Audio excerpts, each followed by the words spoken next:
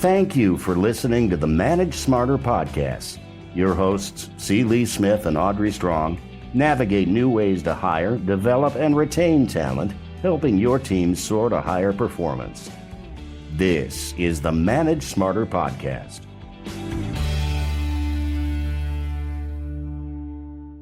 Well, hello, Lee. I was thinking about the culture here at Sales Fuel, and it's really awesome, but you really just obsess over it all the time. Why? Well, the culture here is pretty great because I obsess over it, Audrey. Oh, well, that's why we're going to talk about culture again, because really, if your culture is bad, it makes your employees miserable.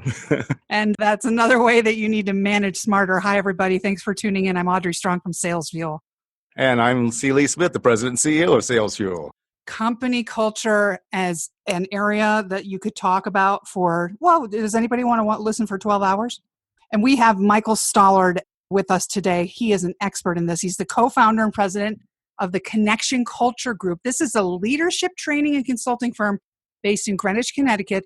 Michael gives keynote speeches. He teaches workshops and consults in a wide variety of business, government, healthcare, and education organizations. Listen to some of these clients: Costco, Memorial Sloan Kettering Cancer Center, NASA, the U.S. Treasury. Who wouldn't want to have them as a client? I bet that's pretty interesting. Turner Construction Company. Michael also is affiliated with Texas Christian University, founded the TCU Center for Connection Culture based on his work and those of his colleagues, and an author, like you don't have enough hours in a day, Mike, primary author of the book Connection Culture, The Competitive Advantage of Shared Identity, Empathy, and Understanding at Work. Michael Stallard, thank you for being here. Thanks, Lee and Audrey. It's great to be with you. All right. Well, we're off to the races. I know part of what you like to talk about is task excellence and relationship excellence relating to culture. What does that mean? Well, what I've found is that most managers are intentional about task excellence, right? It's clear that that's part of our job. We have results we have to deliver, and we focus on what tasks need to be done to get there. But the problem is, unless we're intentional about relationship excellence in addition to task excellence, then the failure to create those strong working relationships will come back and sabotage your performance. And it happens in predictable ways.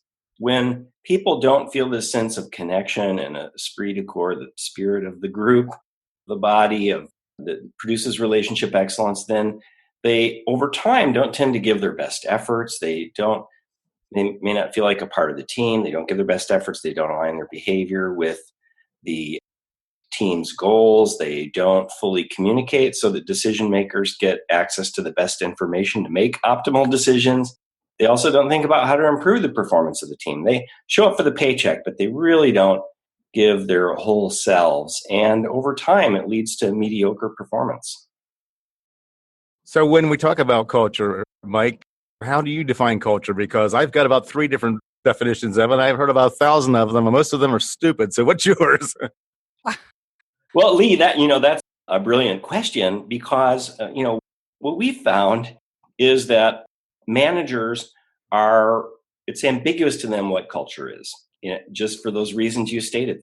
There seem to be so many different definitions of culture depending upon the area you're talking about. If it's, organizational behavior versus biology versus sociology, they're all a little bit different.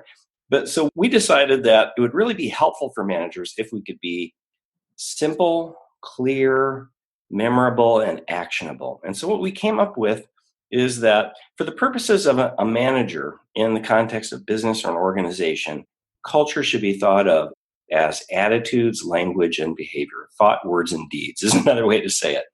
And we all know, for those of us who are in sales or have been in sales, we know that our attitudes do make a difference. They affect the people we're prospecting. They affect working together with team members. So what are those attitudes that really produce the best results? What language can we use? Some language, although well-intentioned, can provoke a negative response, and some language provokes a positive response. So what's the language we can use? And then what are the behaviors? What are the actual actions that we take?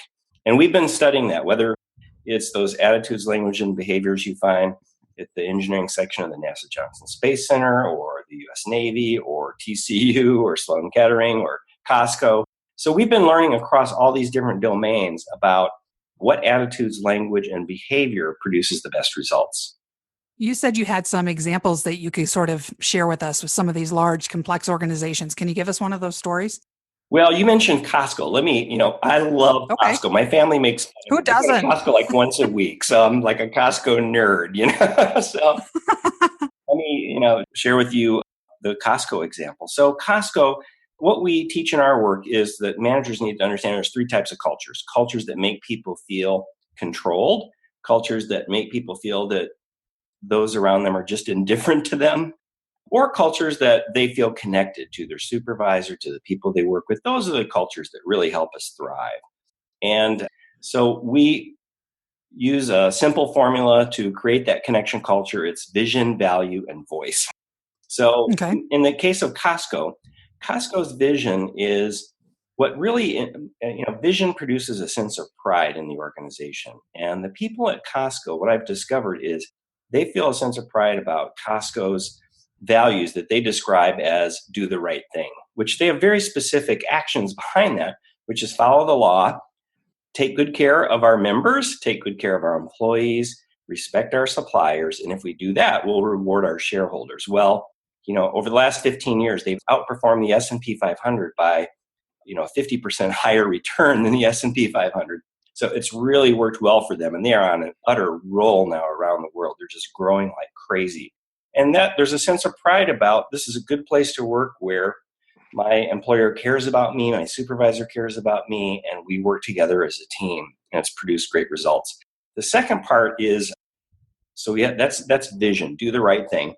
The value part you find in a number of examples. One is that they pay their employees well. And Wall Street's always griping at Costco, trying to get them to cut their wage and benefits costs.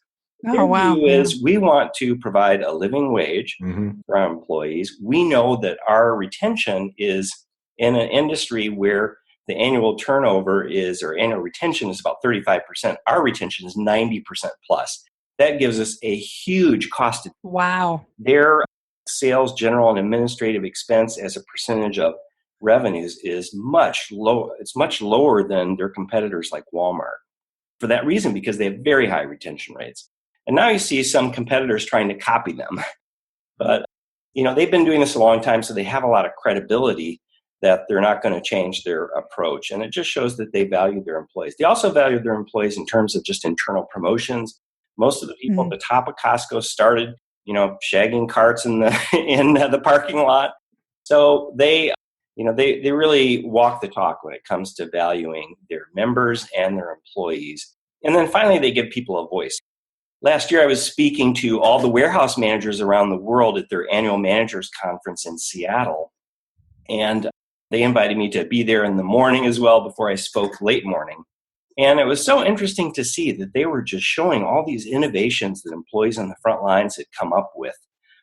There were ideas coming from Asia and Europe and all across America and Canada and just all around the world. It just showed that they encouraged their people on the front lines or really throughout the organization to speak up and share their ideas. And then they shared those across Costco. So they're constantly driving down costs because everybody has a voice. That's the third part of vision, value, voice. And when vision, value, voice exists, people feel connected and they thrive. It also helps protect them from stress in the workplace. So, but that's in a nutshell, Costco is a good example of a connection culture. So when someone hires you and you go and you speak to all these managers and everything like that, and you're doing assessments, I'm guessing, on their performance and their attitudes and things like that, what's the number one mistake or the number one thing that you see managers do that actually has a negative impact on a company's culture? The number one thing I would say is let me answer that in a couple different ways, Lee. One is I think there is a lot of deception about how engaged their employees are. And so I've seen this with some of the best, I've written about some phenomenal leaders and those who didn't really give their employees a voice to report on their employee experience and whether it was living up to the values of the organization. I could see that there were managers in the organization who were kissing up and kicking down. Mm-hmm. And it damaged their credibility. And in some cases, people thought that they were aware of those kiss up, kick down managers, and that hurt the perception of the leader at the top. So I'm a big fan of having surveys, whether it's employee engagement survey, employee satisfaction survey, or a culture survey, that really gives employees throughout the organization a voice to share. Are they experiencing what the company promises? So that's the number one thing. It's a blind spot that most managers have. One of the things that Lee and I talked about when we were prepping for the show was to talk about, so you've talked about retention rates, that's a cost savings. What are the other ways that you measure the ROI of changing or even initially implementing a strong company culture?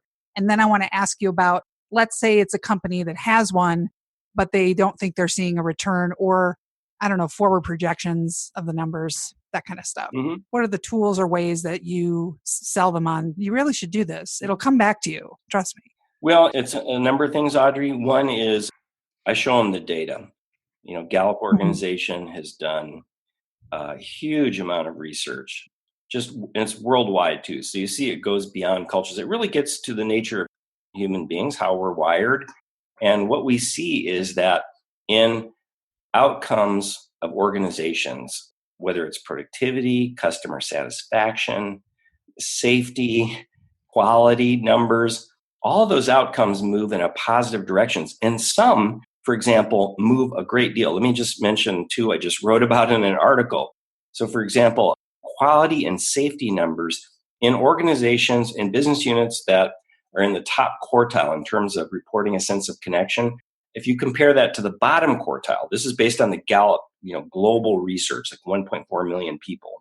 And the difference is almost a 50% reduction in accidents and quality defects in those top quartile units that report. So, the impact on organizations that are, say, in construction, I do a lot in healthcare, these could be life and death matters in terms of the metrics if you have accidents, or, especially you think in healthcare, that's a big issue.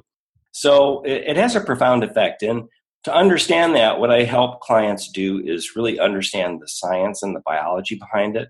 And just in a nutshell, what happens is our environment affects several things in our bodies. One, it affects the neurotransmitters in our brains. It affects brain activity. It affects hormones that flow in our bloodstream throughout our body. And it affects the allocation of blood glucose and oxygen. So, for example, when you feel connected, Matthew Lieberman, the neuroscientist at UCLA, calls connection a superpower. It makes us smarter, more productive, and happier. Mm-hmm. It also makes us healthier. And in terms of its effect on stress, it changes the allocation of blood glucose and oxygen so that when we're under chronic stress, and we all feel that, right? Sometimes we have a lot of sales quotas we have to meet, quarter after quarter, year after year, and that creates some pressure, as we all know. And sometimes as salespeople, we're on our own. We don't necessarily sell in teams. And, that can be a bad thing too. We don't have that relational support. Right. And so our body, when we feel that chronic stress, it will overallocate blood glucose and oxygen to the heart, the lungs, and the big muscles. Those are the fight or flight system. Mm-hmm. And it underallocates to part of the brain that affects our memory, our digestive system, our immune system. So we're more vulnerable to sickness and disease, and the reproductive system. Now, if you're stuck in that state, if it's a short-term stress response, that could be good. If you're being mugged, having the stress response is a valuable thing. Yes. So you can We don't want to eliminate that. Right? If need be, or Yeah. But if you're stuck in that state of chronic stress, it's bad. It'll shave years off your life. It really dumbs you down too, because it shifts the brain activity from the front of the brain, where we make rational decisions, to the midbrain, where there's a higher probability we'll make rash decisions. So, I'm just touching on it very briefly, but there are all these biological triggers that happen that really make us underperform in our work. Mm-hmm. And of course, that spills over to our life outside of work too. So one of the things that managers have as a major source of stress is, one bad apple that seems to spoil the whole bunch. And I think that applies to culture as well. It's the employee that just has a negative attitude or somehow displays other types of toxic behaviors that negatively impact other people on the team. Do you have any advice for managers on how to deal with those types of people? I do. And we get involved in that I think of one organization that brought us in. They had a huge producer, but he was utterly toxic to his team. And they had done everything to try to figure out, he was probably the number one producer from a revenue standpoint. So letting him go, I mean, we're talking about millions and millions of dollars that he was producing of revenue. And letting him go was going to be painful, but they were ready to do it. And so they decided, we're going to give him one last chance. We came into the organization. We interviewed people to understand. We really sat down with him and helped him understand that, what you're doing is counterproductive to what you really want. You say you want this, but you're doing these things that are really sabotaging your success. But, there were some deeper, as there often are, some issues, some cases, addiction issues even at times that are sabotaging people's success. If they're not connecting well in the workplace, they're typically not connecting outside the workplace and struggling with loneliness, and that fuels addictive behaviors. So we helped put almost really an agreement in place to say, this is the last chance. You're going to agree to this. And we interviewed coaches and helped the organization hire one that would support him, that, to help him process what he was doing week to week and help him stay within the boundaries of the agreement. So far, so good. Good. But my advice is, it's important to really sit down and confront the issue, to have a conversation and help the individual see that their behaviors are counterproductive to their own best interests. And then help them, help try to understand why, why are they doing this? And oftentimes it's going to require some outside help, whether it's an executive coach or in some cases it's mental health issues. A therapist sometimes, yeah. Yes, right, exactly. It's fascinating. Well, I hope we've got everybody worked up over examining their company culture. I can absolutely confirm everything you're saying. I'm not going to say where I worked previously, but I worked for somebody else before, that Lee knows, before I started my own business and then joined SalesFuel. But I can attest to the fact that it was a culture that made me extremely uncomfortable. And I worked there for 1 year. And I literally, by 6 months in, I was physically ill. Like I would wake up in the morning and I felt like I was being sent to the gulag, like physically ill. And I didn't think that was possible. So having experienced it firsthand, and I mean, being so unbelievably happy at SalesFuel, it's just a complete, it's like Mars and Pluto. It's not even a comparison. Yeah. And I'm glad you brought that up, Audrey, because it's those feelings of sickness that often drive people to addictive behaviors because they have, their mortgages to pay, maybe college education to fund. And so when you don't feel well, you start looking for ways just to get through your day. I experienced that in stages of working on Wall Street with my long commute from Connecticut to New York City and long hours. And I had some mergers I was working on that were really difficult. And I didn't realize I didn't have, I'd crowded out time for relationships in my life. My body, I'm sure, was in a state of constant stress response, trying to figure out how to make these things work. And I didn't feel well, which is when you're in that stress response and several of your bodily systems are not getting the blood, glucose, and oxygen they need to perform well, you don't feel well. And so, I needed more coffee. I needed exercise to rev up throughout the day. I needed alcohol to slow down at night. And it just, my life was spinning out of control. It just, I actually had to leave and take some time off to heal. And it wasn't until processing that, and I eventually figured out that was what was going on. But I didn't really know, as a human being, I was hardwired to connect, and that was a need, not a want. And I would dysfunction if I didn't have it. But now I know, and that's one of the reasons we do what we do, is because we think there are a lot of people out there who don't, like me, didn't realize that they really need those relationships. But we're all type A's, and type A's tend to hang on too long, to stay too long when it's bad, because it's like, I don't walk away from anything. I'm not a quitter. That's right. I'm not a quitter. We can take the pain, but it's like when I had my appendix out, it happened to be, it's funny, it's about this time of year. And I was watching some NCAA, the NCAA tournament, and I didn't want to go to the hospital because I was watching some great games. They have TV there.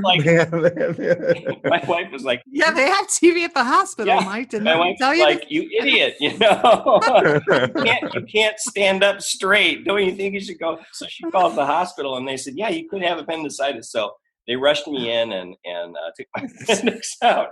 but we have a tolerance for pain. More importantly, did your team win? I learned my lesson though from that. Sometimes you have to listen to those pain signals. So Mike, so managers listening to this podcast now they're fired up about culture, and they're realizing that, geez, some of the issues that they've been troubled by and everything like that might be directly attributable to this. How did they get started on improving their culture? Besides calling you. Well, after they call you, what do they do? Yeah, after they call Mike. Yeah. Well, here's a simple thing without calling me. Okay. Look at somebody who is good at connecting with others. And if that's something you're struggling with, I see this all the time. You find some managers who really have some great competency skills in terms of just organizing tasks, getting things done. But they're not as, they're promoted to supervisors and they're not as great at connecting with people. And that's an area they need to develop. And that can be coached and they can learn it over time. If that's you, and I'm describing you, and you need to be better in that, find somebody who's good at connecting and ask them to mentor you. Now, it requires some humility to do that. It may be your spouse. And oftentimes, the spouses are opposites attract, and your spouse could help you with that. Or someone else you admire. Maybe you have multiple coaches, and that could help you. One of the things that if people go to my blog, which is michaelleestallard.com, then you could sign up for our email newsletter and you would get 100 ways to connect. And it's something we started developing for the rocket scientists at the NASA Johnson Space Center, because they came to us and said, we really need the language to use in certain instances. We need the words. Tell us what words to say. Rocket science. So we thought, okay, we can help you with that. And so it's 100 ways to connect. Many of them are evidence-based, based on science. We've picked them up from just a wide variety of our clients, and it's a very helpful tool. And then, of course, our book, Connection Culture, really explains. It has great case studies of Alan Mullally's turnaround at Ford, Coach Mike Krzyzewski's leading the Duke men's basketball team. He's created Connection Culture, I would say. So it's it's an inspiring book, and it helps you really understand this. And it's relevant to not only the workplace, but your family as well and your community. And getting a hold of you, do you want email, phone, people that want to reach out? Yeah, you could reach me at mike@connectionculture.com. That's great. This has been such a pleasure. Thank you both. Really enjoyed your concepts and thoughts. So any questions or comments about this podcast, or if you want to suggest a guest, just email me, astrong@salesfuel.com, and please spread the word to all your friends. We need good word of mouth, and subscribe, rate, and review on iTunes, because that's the thing that really gets us zooming up the charts. Right, guys? So thanks again. In addition to everything Michael was saying and hitting his website and his blog and everything like that, also check out teamkeeper.com, which is our SaaS platform, which is specifically designed for employee engagement, real-time feedback, and building your company culture by improving the skills of your frontline managers. And lots of good stuff for you there as well. Sounds good. Well, thanks for tuning in, everyone. Thanks, Mike. Thank you, Mike. Appreciate your time. Thanks, Audrey. Thanks for listening. If you enjoyed the show, please rate and recommend on iTunes, Overcast, or wherever you get your podcasts. You can also get more great information at salesfuel.com.